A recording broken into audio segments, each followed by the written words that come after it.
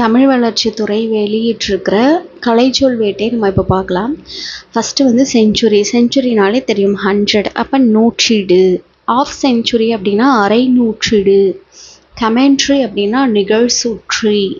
அதாவது comments pass பண்ணுவாங்கல்ல. இப்போ ஏதோ ஷோஸ்லாம் நடந்துட்டு இருக்கும்போது அது அந்த ப்ரெசண்ட்டில் அந்த பாஸ் பண்ணுற வேர்ட்ஸ்.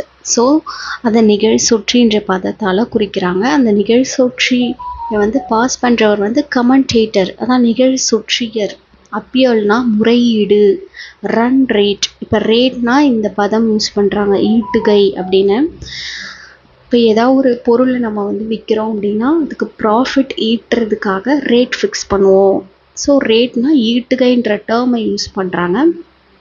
அப்போது ரன் ரேட் அப்படின்னா ஓட்டை ஈட்டுகை. ஆஸ்கிங் ரேட் அப்படின்னா ரேட்னா ஈட்டுகை, ஆஸ்கிங் ரேட்னா வேட்பீட்டுகை. அடுத்தது வந்து அட்டாக்கிங் ஷாட். ஷாட்னா அடி, அட்டாக் தாக்கி அடிக்கிறது, தாக்கடி. அட்டாக்கிங் ஃபீல்டு இருக்க களம். ஃபீல்டுனா களம். இந்த டேர்ம் ரெண்டும் சேரும்போது அது இருக்க களம் அப்படின்ற ஒரு பதத்தை யூஸ் பண்ணுறாங்க. அடுத்தது பேக் ஃபுட். பேக் ஃபுட்னா பின் கால். ஃபுட்னா நமக்கு தெரியும் கால்ன்றது. பேக் ஃபுட் பின் கால். தேங்க்யூ.